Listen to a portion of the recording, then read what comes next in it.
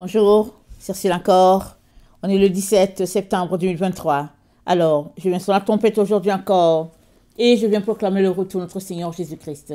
Amen et alléluia, soyons tous bénis, soyons remplis de sa joie. Amen. De ce qui mange est sorti ce qui se mange. Amen. On connaît bien ce proverbe-là de Samson. On sait que Samson a été appelé par Dieu à la place de juge en Israël afin de combattre les Philistins qui abusaient des Israélites. Alors l'ange est apparu à sa mère et après son papa ne croyait pas et puis l'ange est venu encore. Il a apparu aux deux. Amen.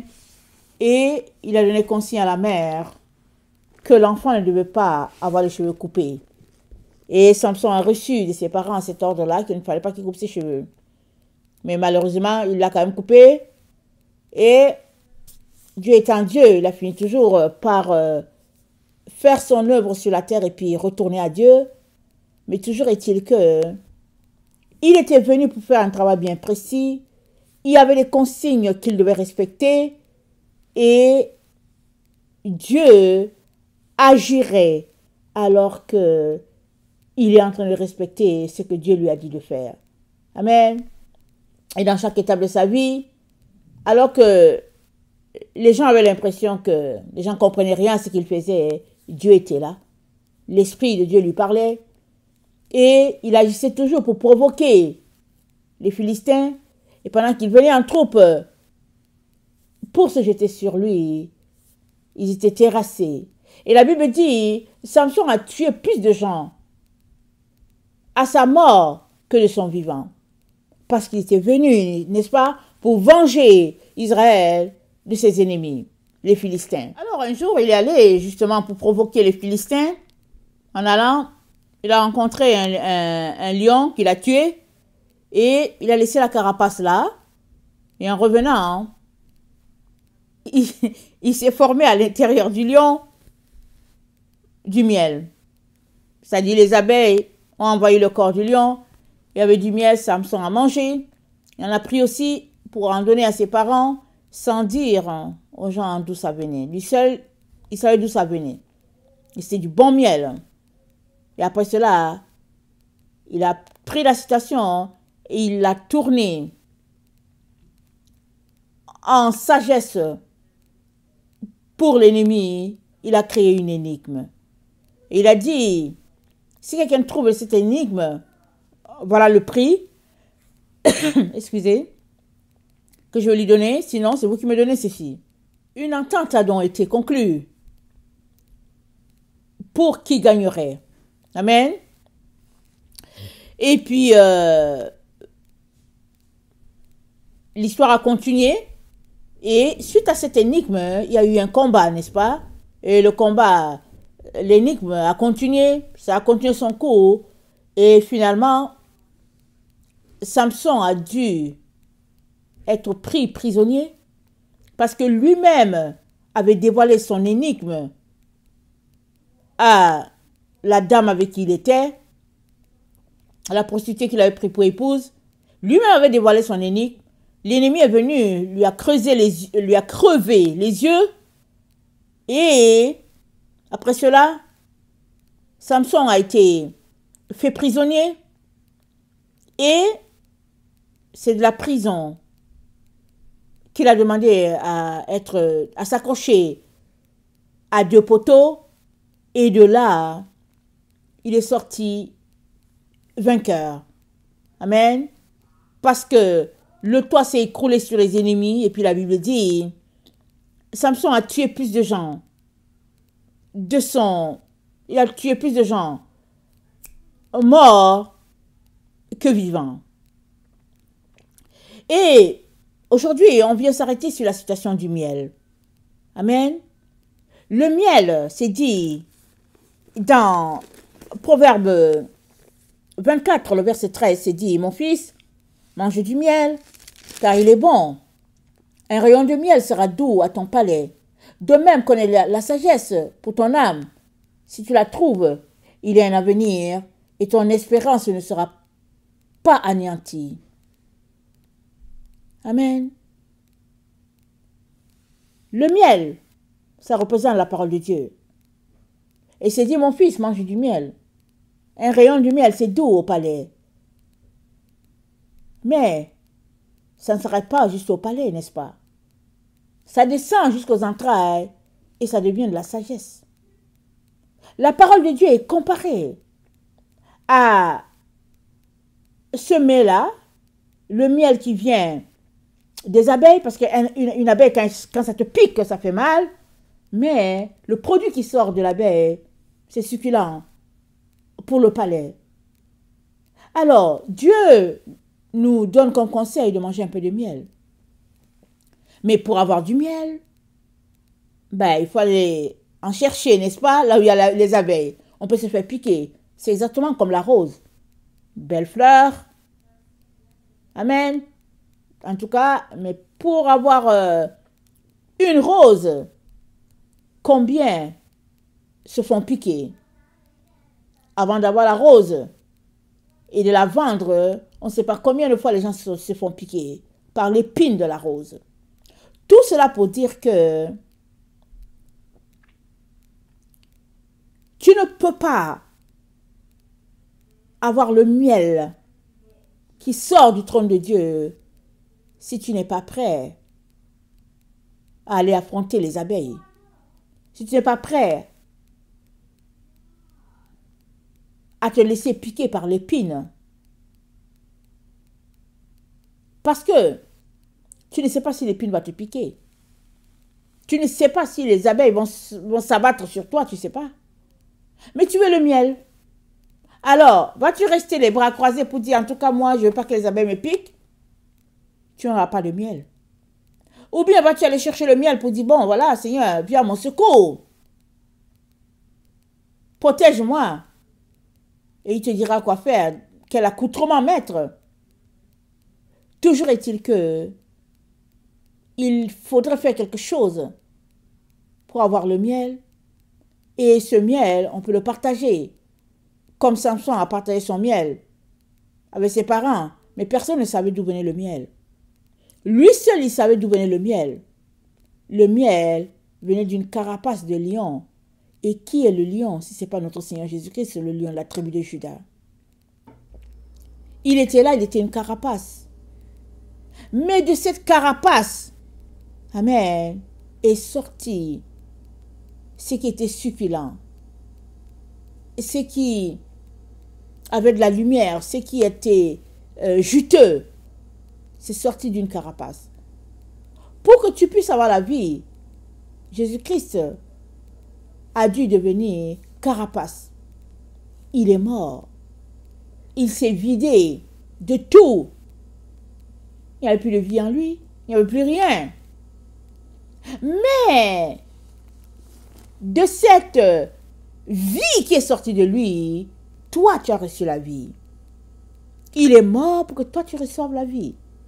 Ça dit, c'est du tic au tac. Il fallait que lui, il meure pour que la vie te soit communiquée. En retour, il faudrait que tu meurs pour que lui demeure en toi et pour que les autres puissent manger le miel qui vient de toi. Tant et aussi longtemps que tu es vivant, que tu exerces ta volonté, ton opposition, il n'y a pas de miel qui va venir de toi. Parce que le miel, c'est Dieu qui le produit. C'est Dieu qui le stocke en toi. Mais tu as besoin de mourir en toi. Seulement là, tu es utile à ton Père parce que du miel en quantité se trouvera dans ta carapace. Et dans Proverbe 23, le verset 26, c'est dit, mon fils, donne-moi ton cœur et que tes yeux se plaisent dans mes voies. Amen. Mon fils, donne-moi ton cœur et que tes yeux se plaisent à mes voies.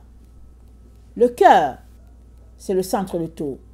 C'est notre être, c'est notre moi, c'est notre tout. Je dis, donne-moi ça. Il n'a pas dit, donne-moi ton pied.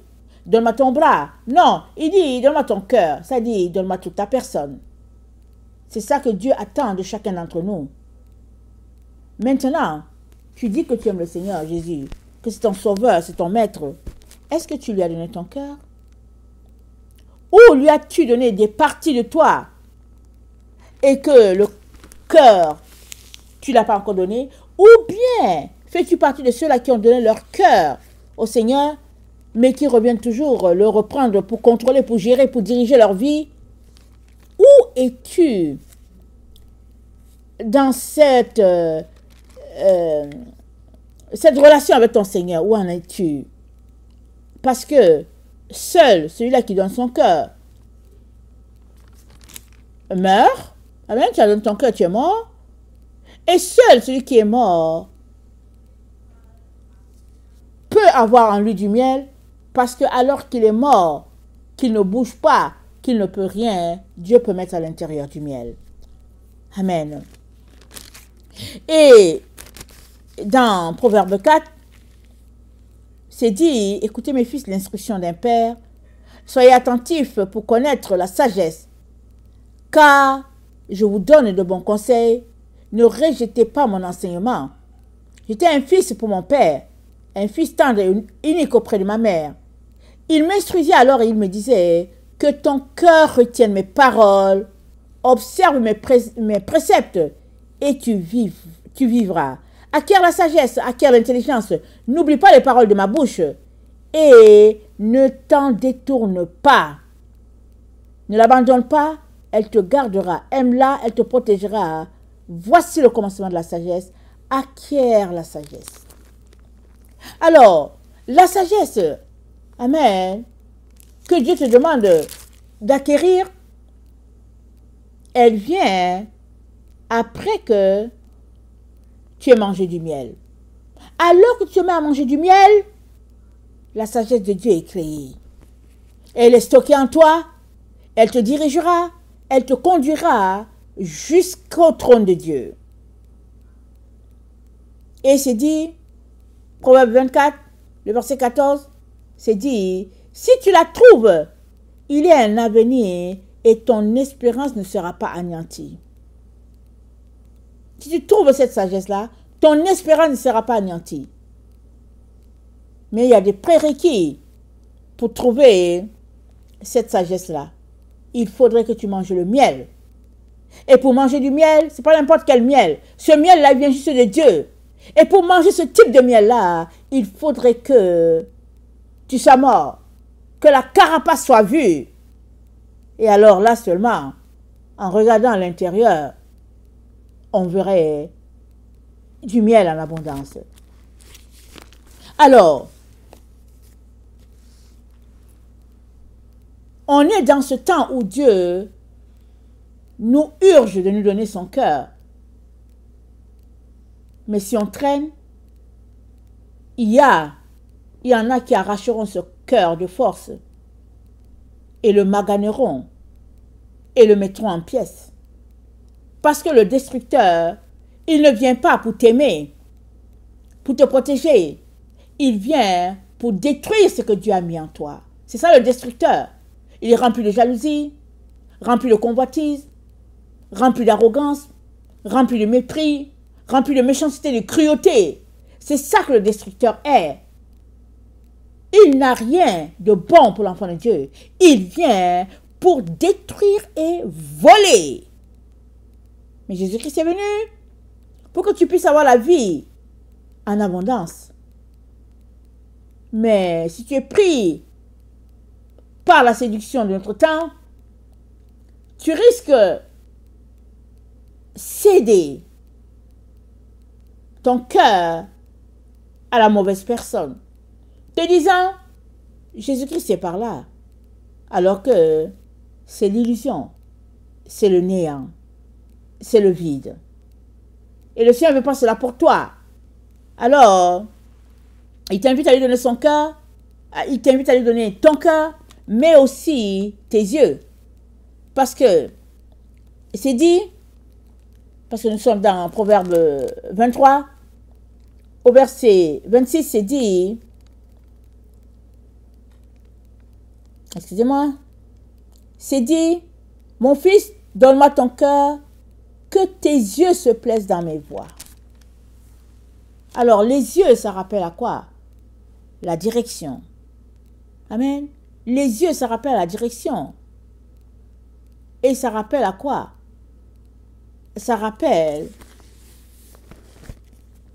à la conduite. Parce que bon, qui dit direction dit conduite. Ça rappelle à la conduite le passage par le chemin étroit. C'est ça ce que les yeux nous disent. Alors, dans Luc 11, le verset 34, c'est dit, ton œil est la lampe de ton corps. Lorsque ton œil est en bon état, tout ton corps est éclairé. Mais lorsque ton œil est en mauvais état, ton corps est dans les ténèbres.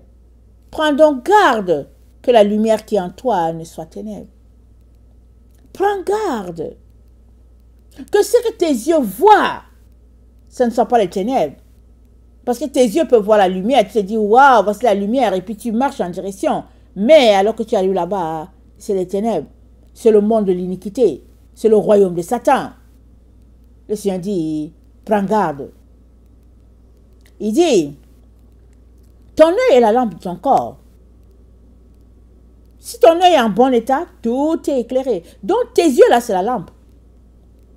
Alors on peut tout de suite comprendre pourquoi les Saintes Vierges folles ne sont pas arrivées.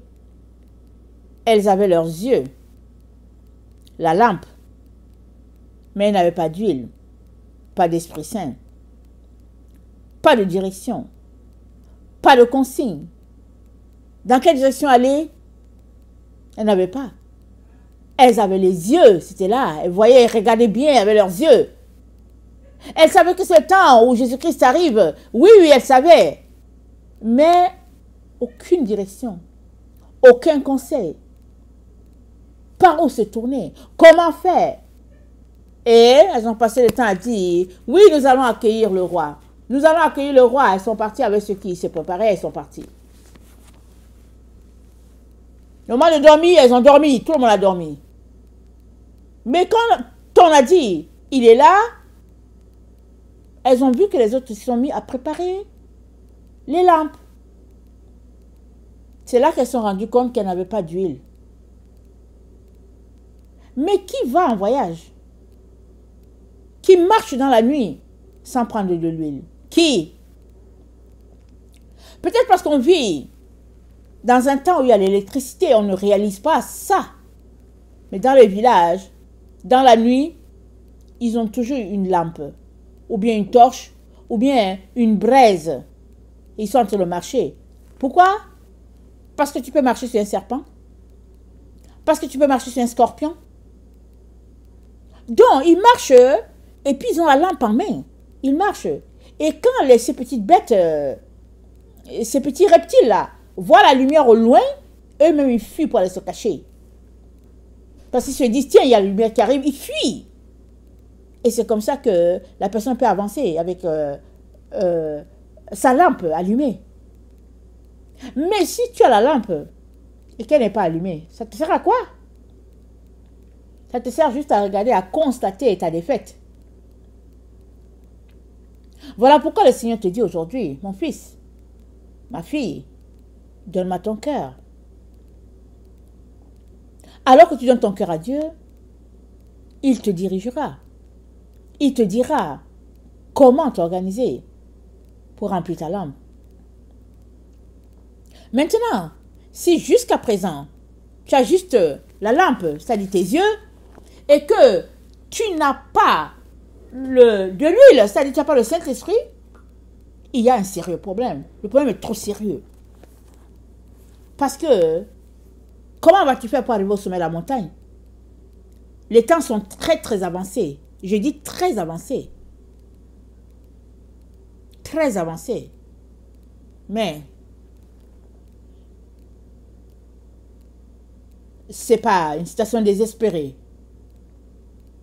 Comment vas-tu faire si tu as la lampe et que tu n'as pas le Saint-Esprit? Il est temps que tu cries à Dieu. Il est temps que tu pleures. que tu soupires, que tu gémisses. Je vous le dis, c'est ça que Jésus-Christ me dit. Il dit, dis-leur, c'est le temps de gémir, de pleurer. Dis-leur. De crier, d'appeler au secours, c'est le temps de gémir. Mais les enfants de Dieu, plusieurs ne gémissent pas. Tout est bien pour eux. Ils payent des tickets, s'asseyent dans les stades pour regarder les matchs. Ils s'en vont, ils louent des DVD ou quoi pour regarder les films et puis tout est bien. Ils s'en vont, ils voyagent. Ils vont... Ça dit que tout est bien. As-tu vu quelqu'un ou... As-tu vu quelqu'un à la détresse et puis aller s'asseoir à un stade pour dire je me change les idées? Non, il n'est pas vraiment à la détresse. Les gens qui sont à la détresse, ils ne vont pas s'asseoir quelque part parce qu'ils ne veulent pas qu'on les voit dans la détresse. Ils veulent tout simplement aller pleurer comme ils veulent. Ils n'ont le goût de rien. Jusqu'à ce que Dieu leur parle. Jusqu'à ce qu'ils connectent avec la chose qu'ils veulent. Ne viens pas leur parler de soccer, de films, de voyage. Ne leur parle de rien. Ils sont à la recherche de quelque chose. Jusqu'à ce qu'ils trouvent. Et si nous sommes capables de faire ça pour les choses de terre à terre, combien devons-nous le faire pour les choses du ciel? Mais malheureusement, on a été trompés. Et nous-mêmes, nous contribuons à la tromperie. Où est l'horloge? La Bible dit, Dieu a placé dans leur cœur la pensée de l'éternité. Allons-y, regardez. Ecclésiaste 3, le verset 10. Je vais commencer à 9. Quel avantage de celui qui travaille retire-t-il de sa peine? J'ai vu à quelle occupation Dieu soumet les fils de l'homme. Il fait toutes choses bonnes en son temps. Même, il a mis dans leur cœur la pensée de l'éternité, bien que l'homme ne puisse pas saisir l'œuvre que Dieu fait du commencement jusqu'à la fin. Bien que tu ne saisisses pas tout ce que Dieu est en train de faire, il a mis dans ton cœur la pensée de l'éternité. Et aussi, il dit dans les Actes des Apôtres que Dieu a voulu que les hommes le trouvent en tâtonnant. Les deux passages se complètent. Quel est le jour où tu allais voir Dieu pour lui dire, Père, qu'en est-il de mon éternité? Quel est le jour où tu allais le voir pour lui dire, Père, je ne t'ai pas encore trouvé. Je te cherche, je ne t'ai pas encore trouvé, je n'ai pas encore découvert, je n'ai pas encore connecté au Dieu qui m'a créé. Quel est le jour que tu l'as fait? N'es-tu pas en train de courir après tes diplômes? N'es-tu pas en train de courir après une certaine carrière? En train de changer de poste, de position? N'es-tu pas en train de donner tout ce que tu peux pour gagner le cœur de la femme, de l'homme que tu cherches, que tu aimes? Quel est le temps que tu as donné pour chercher Jésus? Quel est le jour où tu as pleuré parce que tu voulais connaître Dieu? Dis-le!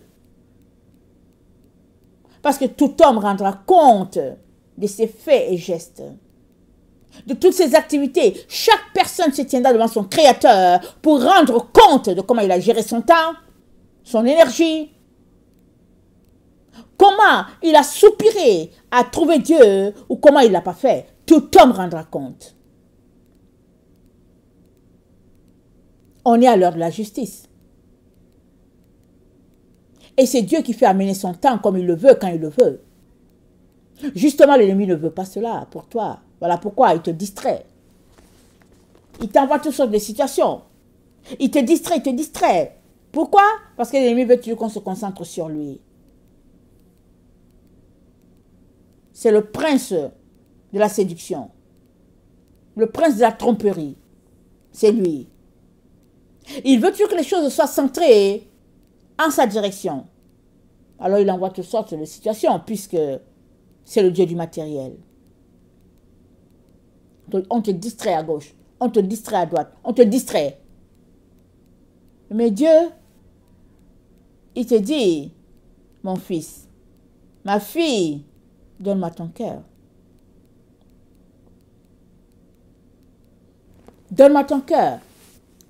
Et que tes yeux se plaisent dans mes voies. Les voies de Dieu, les voies de pureté, les voies de justice, la voie de lumière. C'est ça la voie de Dieu. Sur cette voie, beaucoup de bastonnage, beaucoup de mépris, des crachats, de moqueries, beaucoup de situations terribles. Mais c'est la voie. Parce que alors que tu subis toutes ces choses-là, le Seigneur est en train d'imprégner son image en toi. Et à la fin, quand tu auras fini cette marche dans ce couloir, il te marquera de son sceau, de son table, une marque indélébile. Personne ne pourra l'enlever. Une alliance éternelle entre toi et lui. Mais avant que cela arrive, il te dit, mon fils, ma fille, donne-moi ton cœur. Que tes yeux se plaisent dans mes voies, dans mes conseils, dans ma sagesse. Ne te détourne ni à gauche ni à droite. Sors de la distraction, de l'illusion. Sors. Ne tourne pas ton regard vers le clown, les différents clowns qu'il y a sur la terre. Non, non, les cirques. Non, non, sors de là. Concentre-toi. Et tu entendras ce que tu ne peux pas entendre dans le brouhaha du clown, dans le brouhaha de la ville, dans le brouhaha des autoroutes, le brouhaha de la télévision, tu ne peux pas l'entendre.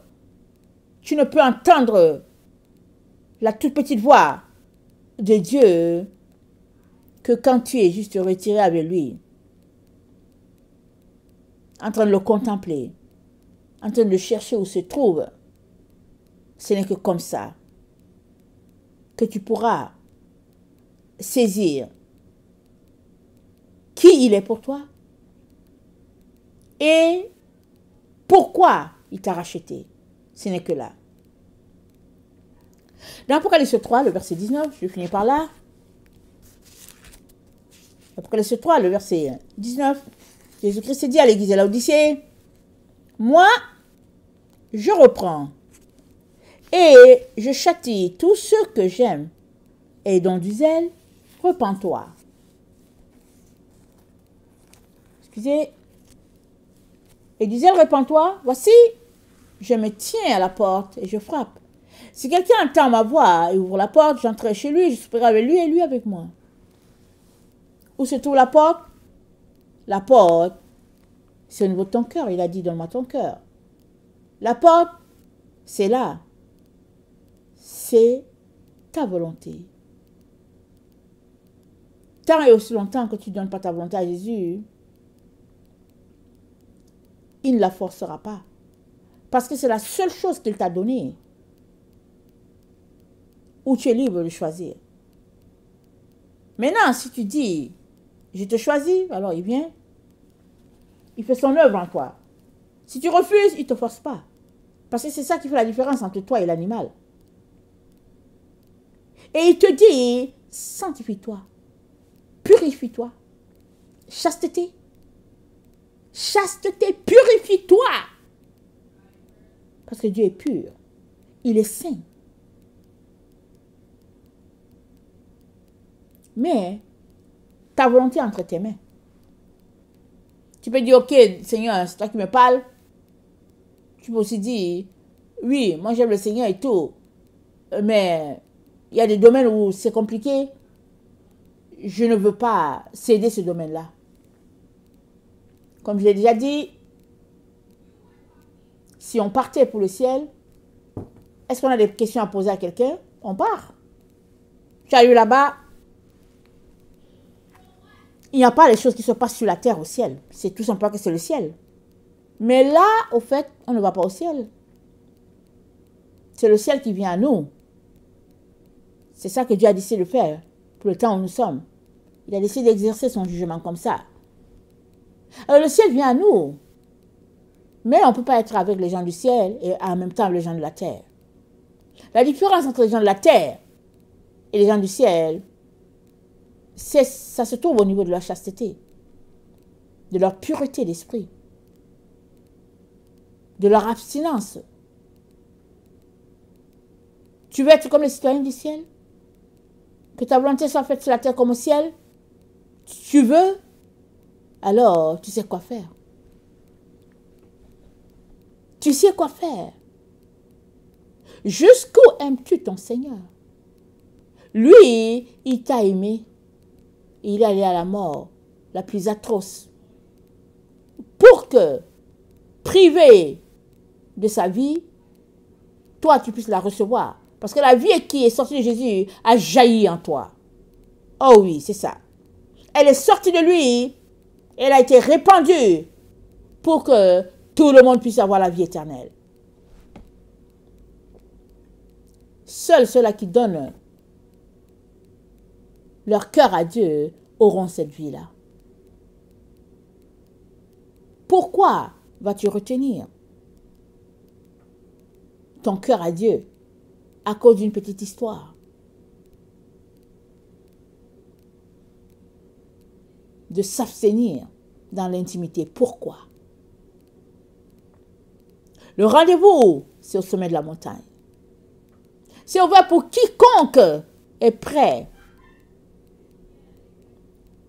à marcher sur les conditions du ciel. Le Seigneur t'appelle à cela. Rien n'est impossible à celui-là qui veut faire la volonté de Dieu. Le Seigneur ne te laissera pas seul. Il t'aidera. Il viendra lui-même. Il enverra des anges pour t'aider. Il faut que tu veuilles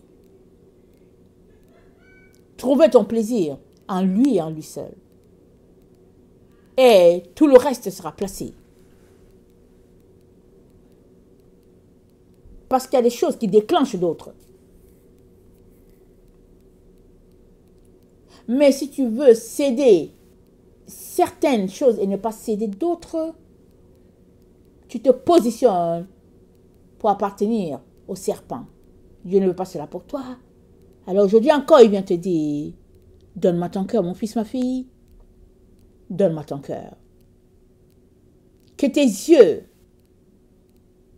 marchent, que tes yeux contemplent mes voies. Et que par ta volonté, tu choisisses de marcher sur le chemin que j'ai pour toi. Chemin étroit, resserré, porte étroite, chemin resserré, c'est ça que j'ai pour toi. Parce que c'est le chemin de la vie éternelle. Maranatha, Jésus revient. Amen. Et alléluia, soyons tous bénis. Amen.